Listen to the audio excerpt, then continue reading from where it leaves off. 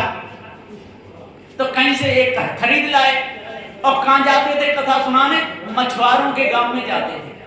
यहाँ बहुत मछुआरे मछली मारते हैं, धीमर लोग उनको कहते हैं क्या? मछुआरे। अब वहां जाते थे तो वहां कथा सुनाते थे, ऊंचा मंच लगता था, सब बैठ जाते थे। तो पंडित जी कथा सुनाते थे कि जो नर मछली खात हैं मूड़ी पूंछ समेत, सो नर सुरगे जात हैं नाती पूत समेत।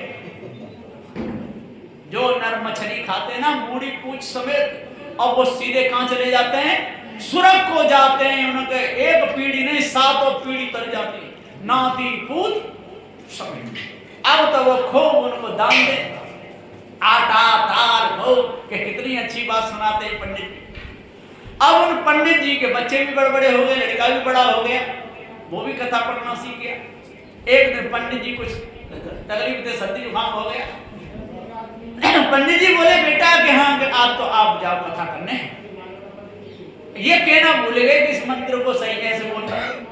अब लड़का गया कि पंडित जी नहीं आए, क्या आज हम आए, हम उनके बेटा है। तो बहुत स्वागत किया उनने, मछुआरे लोगों ने बहुत स्वागत, हार फूल डाल के आज तो पंडित जी के बेटा खूब तखत में लगाया, बैठा रहे कि महाराज यहाँ सुनाओ कथा।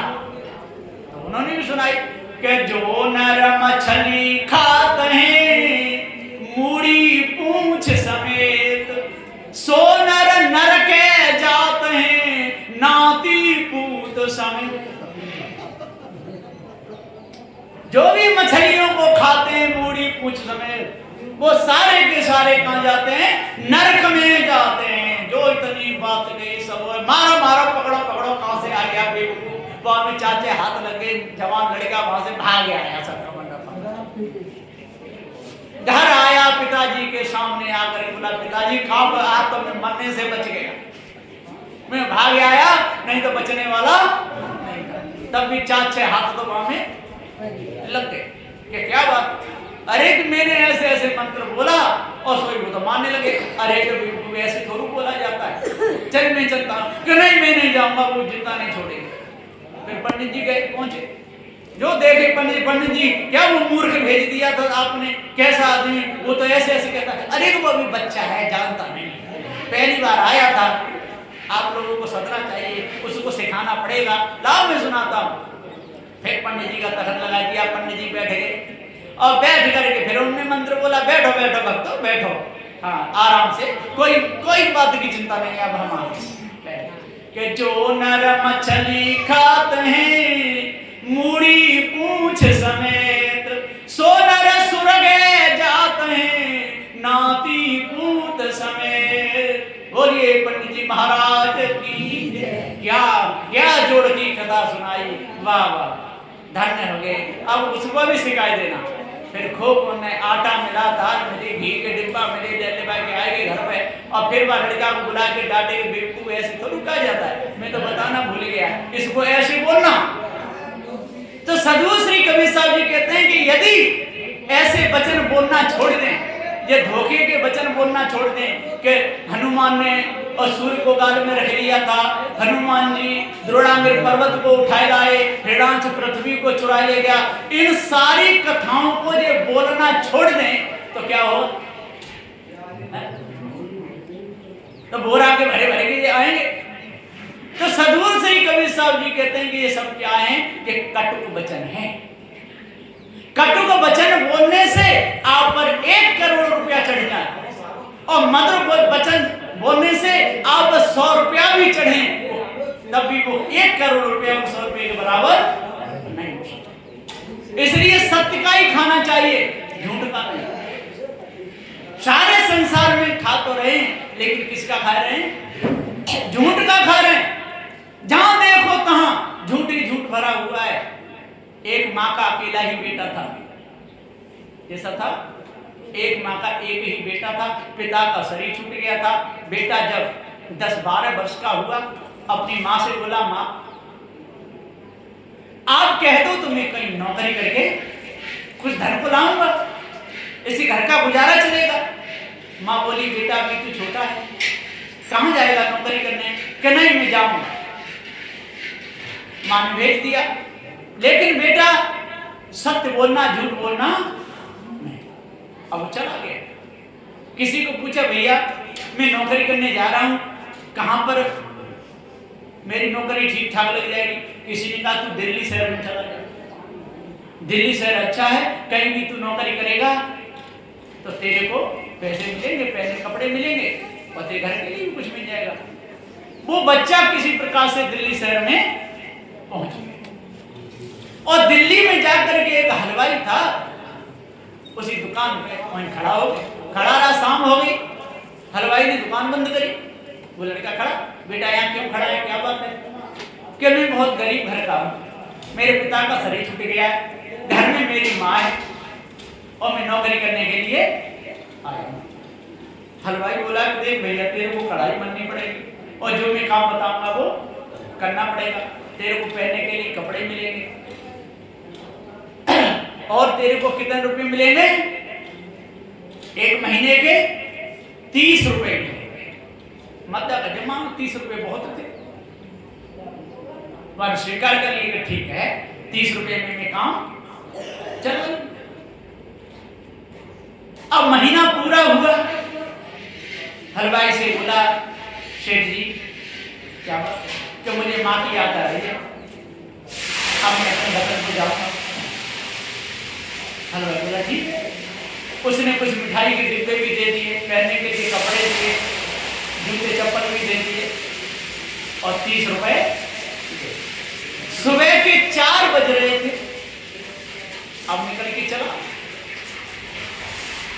अब उसके मन में एक विचार आया कि मैं जब अपने गांव जाऊंगा और गांव के लोग सुनेंगे कि दिल्ली शहर से नौकरी करके आया है और पूछेंगे कि बादशाह कैसा है दिल्ली शहर का, तो मैं क्या जवाब दूंगा? तो दिल्ली के बादशाह को ही देखता चलूं तो ठीक है। तो एक पुजारी अपने मंदिर से निकले, तिलक लगा था, चोटी में गांठ और हाथ में कमंडल, सुबह सुबह जा रहे थे और कहते जा रहे थे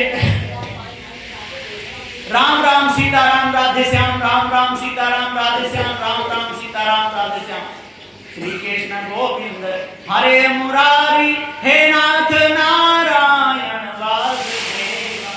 खूब करते हुए चले। बच्चा बोला जे बढ़िया है, पुजारी भी जैसे दिख रहे हैं और भगवान के भक्त भी है। दौड़ के जाके उनके पैर छुए और जो पैर छुए, पंडित जी राम राम, अरे एक लाख लेकर गदा कर बच्चा उल्लू का पट्टा, मेरा भजन बिगाड़ दिया, कहां से पीछे पड़ गया, मैं जल्दी जल्दी जा रहा था। मान की मेरी एक बात तो सुन लो। क्या? कि मैं दिल्ली के बादशाह को देखना चाहता हूं, कोई उपाय है? उन्होंने कहा कि किसी भले मनुष्य के सिर में 5 जूते मार देना। तो क्या कह रहे हैं पुजारी जी? किसी भले मनुष्य के सिर में और 5 जूते मार देना, तेरे को दिल्ली के बादशाह मिल जाएंगे। अब वो सोच रहा कि इनसे भला और कौन मिलेगा? उन्होंने कहा थोड़े बैठ जाओ, बैठ के मुझे पूरी बात कर लो। अब जैसे बैठे बने उतार अपने पैर में से जूता और 5 दिए उनके सिर में, वो राम राम राधे श्याम सब उड़ गया। उस बच्चे को पकड़ा और पकड़ करके कहा तेने मेरी इज्जत बिगाड़ दी, अब मैं तेरे को कहां ले जाऊंगा? थाने। अब उस बच्चे को थाने में लेके गए। थानेदार साहब बैठे, दरोगा जी साहब, उनसे बोले कि दरोगा जी साहब, इस बच्चे ने मेरे सिर में 5 जूते मार दिए। वो भी ने पूछे कि तेने क्यों मारे? मैंने कहा अच्छा, इसने 5 जूते मारे तो इसमें 25 रुपए का जुर्माना लगेगा। अब उसमें कितने थे? 30 रुपए। अब 25 दे दिए थानेदार साहब को। अब उनके पास में कितने रह गए? 5 रुपए। अब मां ने पूछा, अब पढ़ा लिखा कम था बेचारा, माने कि थानेदार साहब एक जूता कितने रुपए में पड़ा? माने कि तेने कितने जूते मारे? कि 5 जूते। तो 25, एक जूता 5 रुपए में पड़ा। माने कि अब 5 रुपए का करूंगा ही गया। फिर 1 महीना नौकरी कर लूंगा। माने एक जूता उतार के थानेदार के सिर में दिया, 5 रुपया मुझे दे। थानेदार बोले अरे जान तो मेरी भी इज्जत बिगाड़ दे। चलो अब इसको खाने चलते हैं। अब वो 5 जूता कहाँ ले जा रहे हैं? बादशाह के पास। इसको बादशाह के पास। अब पुजारी भी जा रहे हैं और वो थानेदार साहब भी जा रहे हैं और लड़के को पकड़े। रास्ता में जाकर के अब पुजारी जी ने भी पान खाया और थानेदार साहब भी पान खाए और उसका भी विचार चला कि मैं भी पान खाऊं। पनवारी से बोले भैया पनवारी कहा कि एक पान मेरे लिए भी बना दे। अब उसने वैसा ही पत्ता उठाया और पकड़ा दिया, ले खा ले। उसने कहा भैया इसको लाल पीला तो कर दे। मैंने किसी का लाल मुख देखे ना उसी से पत्ते को रगड़ देना, लाल हो जाएगा। वहां ने पत्ता हाथ में पकड़ लिया और चल दिया।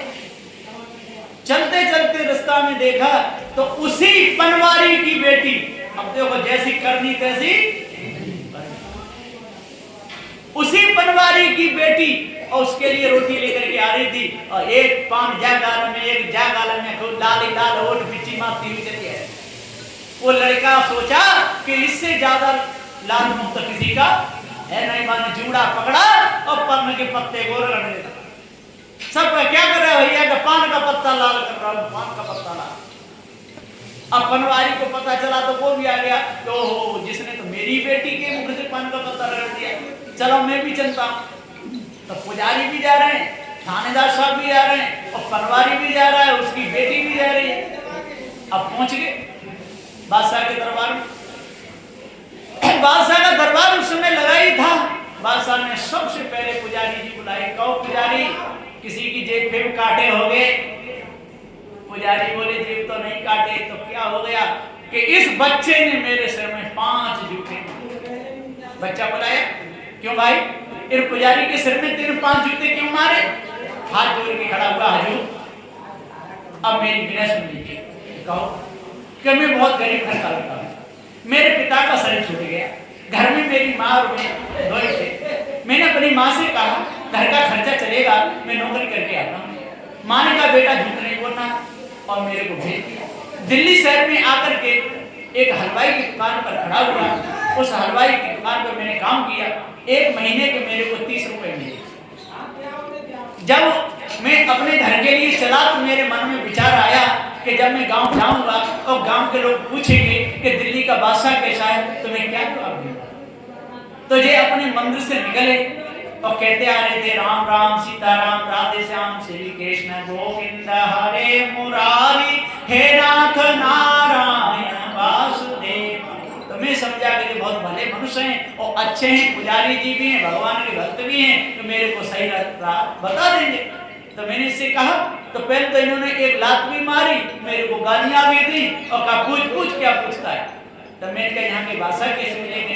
तो इन्होंने कहा कि किसी भले मनुष्य के सिर में 5 जूते मार दे, बादशाह मिल जाए। अब इनसे भला मुझे और कोई दिखा नहीं, तो मैंने नहीं के मार दिए। बादशाह बोले बहुत अच्छा किया, 5 नहीं 10 मारने थे। जाओ पुजारी आपका फैसला हो गया। पुजारी चले गए। अब तक थानेदार साहब भी आ गए टोपी सामने कि क्या हुआ कि सरकार मेरे भी सिर में, हजूर मेरे भी सिर में एक जूता मारा। किसने? किसी बच्चे ने। फिर बुलाया भैया थानेदार के सिर में कैसे मार दिया? बच्चा बोला हजूर वो पुजारी पकड़ के इन्हीं के पास मुझे ले गया और इन्होंने मेरे को कुछ भी नहीं पूछा और मेरे से जुर्माने के 25 रुपए लिए। मैंने उनको पूछा कि एक जूता कितने रुपए का पड़ा? इन्होंने कहा एक जूता पड़ा 5 रुपए का। अब 5 मेरे जेब में बच गए। मैंने इन्हें क्या करूंगा और नौकरी कर लूंगा 1 महीना। तो एक जूता इनके सिर में मार दिया और 5 रुपए इनको दे दिए, मेरे पास कुछ नहीं आया। बादशाह बोले बहुत अच्छा किया। गए थानेदार साहब वहां जाओ, यहाँ अपना काम हो गया। अब वो चले गए। अब वो पनवारी अपनी बेटी का हाथ पकड़े रो रहा है कि हजूर मेरी बेटी के मुख से पान का पत्ता रगड़ा है। कि किसने? किसी लड़के ने। बादशाह दंग रहेगी कि सबका ऐसे करती है। अब उसको बुलाए कि भैया इसकी लड़की ने क्या बिगाड़ा? तेने पान का पत्ता रगड़ दिया इसके मुख से। बोला हजूर मेरी बात सुन लो। क्या कि जब रास्ता में चलते हुए आ रहे थे तो ये पनवारी है, पनवारी पान बेचता है। पुजारी जी ने भी पान खाया और थानेदार साहब ने भी पान खाया और पान खाने का मेरा भी विचार हुआ। मैंने कहा भैया पनवारी एक पान मेरे को भी दे दे। तो इसने न लाल किया न पीला और वैसा ही पान पकड़ा दिया। मैंने कि भैया इसको लाल पीला तो कर दे कि किसी का लाल मुख देखे उसी से पत्ते को रगड़ देना। तो देख लो हजूर इस लड़की का मुख लाल है कि काला है। बादशाह बोले तेने बहुत अच्छा किया। और ये लड़की किन की है? पनवारी बोला मेरी, कि तेने जैसी शिक्षा दी तैसा ही भाग गया, वो भी भाग गया। अब शाम हो गई, सब बैठे। उस लड़के से बोले बेटा अभी तो तू कहां जाएगा, ये बता तू जो मांगे सो पावे। तू इनाम मांगे, तू इनाम मांगे ला जो मांगे। बोला जो मांगू सो के जो मांगे सो। दरवाजा भरवा लिए। वो लड़का बोला कि हजूर मेरे सिर में 100 जूते लगने चाहिए। क्या मांगा? मेरे सिर में 100 जूते लगने चाहिए। बादशाह बोले 100 जूते का 50 जूते में तो मर जाए, पर करेगा। दरवाजा बंद किया। उसने कागज उठाया और उस पर लिख दिया कि इस बच्चे के सिर में 100 जूते लगने चाहिए और कहा कि ये 3 गेट हैं, इनमें होके जा। उधर जूता लगाने वाला बैठा है, बोला वहां पर्चा हाथ में पकड़ा। अब ऐसी इनाम वाला कोई गया ही नहीं कभी। पहले गेट खटखटाया, गेट में आया, क्या बात भैया इनाम लेने जा रहे हैं, क्या हमको भी कुछ दोगे? मानी आपको आधी इनाम दूंगा, आधी। दूसरा गेट पे जाए, वो भी आया, कहां जा रहे हो? इनाम लेने। क्या हमको भी कुछ दोगे? कि आधी में से आधी। तीसरे गेट पे पहुंचे, गेट पे जाए, गेट में सब आए, कहां जा रहे हो भैया? कि इनाम लेने। पूछता कोई नहीं क्या इनाम है, कि इनाम लेने। कि हमको भी कुछ दोगे? कि रही बची सब। अब आगे लड़का बढ़ जाता है, जूता लगाने वाला बैठा है, पर्चा हाथ में दिया, बैठ कुर्सी पे। कि नहीं बैठूंगा नहीं, मैं ईमानदार हूं। क्यों? कि इनाम में साजी है। कौन? पहले गेट वाला। कि कितने का? कि आधी इनाम उसको दी जाएगी। उसकी घंटी गई, दौड़ता हुआ आए, कहो भैया आप इनाम में हिस्सेदार हो? हाँ। किसने कहा कि आधी इनाम? कि बैठ कुर्सी पर। जो जूता निकाला तो हाथ लगा, ये क्या है? यही तो इनाम है। 50 लगे उसके सिर में। हल्का जूता होगा, जोर से नहीं मारता होगा, नहीं तो 50 में तो सब शरीर फूट जाएगा। अब खुजाता हुआ जा रहा है। दूसरा गेट पर बोला तो भैया इनाम ले आए? कि ले आए। वो तो अपने हाथों में नहीं पकड़ा, नगद चेक दे देता है, नगद केस देता, बिल्कुल अपने हाथों में भी नहीं पकड़ता इनाम, सीधी की सीधी दे पाता है खजानची से। अब का बैठ भैया अब तो 50 रह गए। कि अभी और है दूसरे गेट वाला, कितनी का? कि आधी में से आधी का। उसकी घंटी बजी तो वो भी भागा आ गया कि आप भी इनाम लोगे? कहां? इसने कहा आधी में से आधी। कि बैठ कुर्सी में। कि क्या है इनाम? कि ये जूता।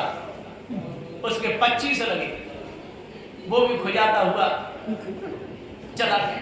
और तीसरे गेट वाला बोला भैया ले आए इनाम? कि बिल्कुल, वो तो नगद दे देता है, तुरंत हाथ देता है, और तेरी भी घंटी अभी आने वाली, चिंता।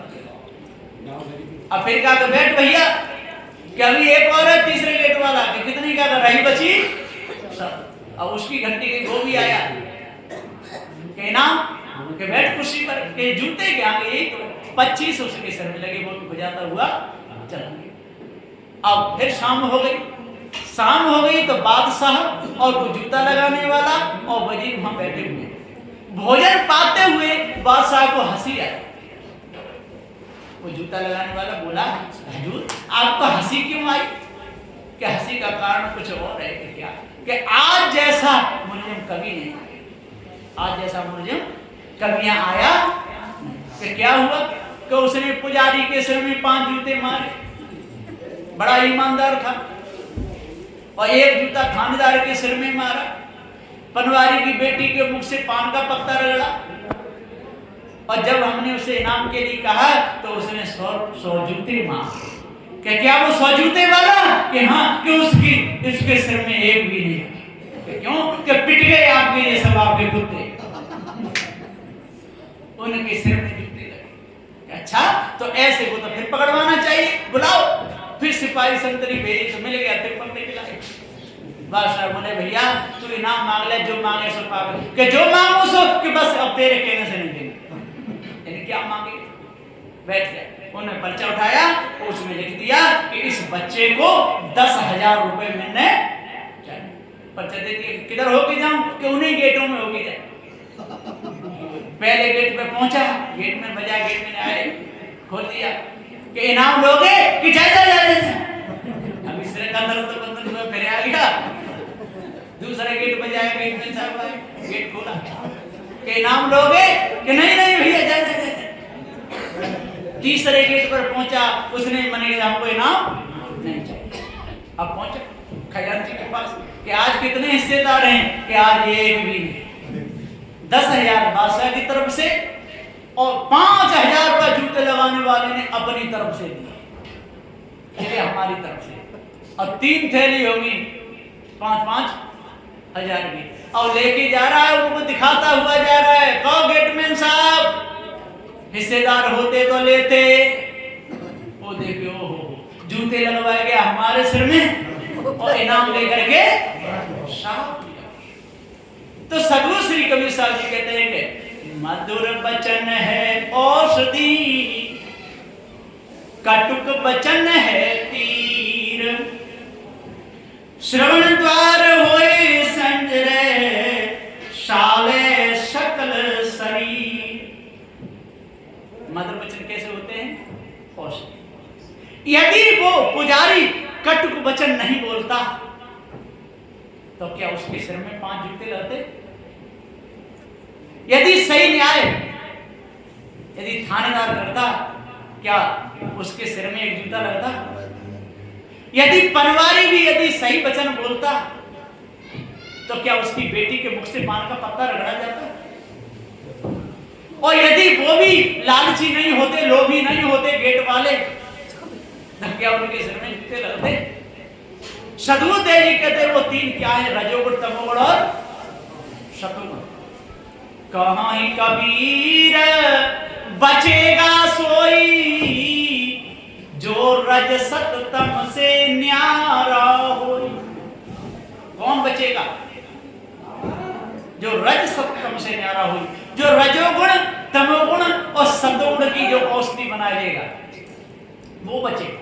लोगों के अंदर ऐसा भ्रम है कि तमोगुणी का कल्याण नहीं होगा या रजोगुणी के रहोगा, सतोगुणी का तो हो ही जाएगा। ये बहुत भारी भ्रम है लोगों के अंदर। सदगुरु देव जी कहते हैं कि यदि तीनों गुणों की यदि औषधि नहीं बनाई तो तीनों का ही कल्याण नहीं होगा, और तीनों की यदि औषधि बना ली तो तीनों का ही कल्याण हो जाएगा। रजोगुणी का भी कल्याण होगा, तमोगुणी का भी होगा और सतोगुणी का भी होगा। और यदि औषधि ना बनाई, यदि उसको निस्वरूप का ज्ञान नहीं हुआ तो सतोगुणी का भी कल्याण नहीं होगा। अब मैं इनके अंतर बताता हूं।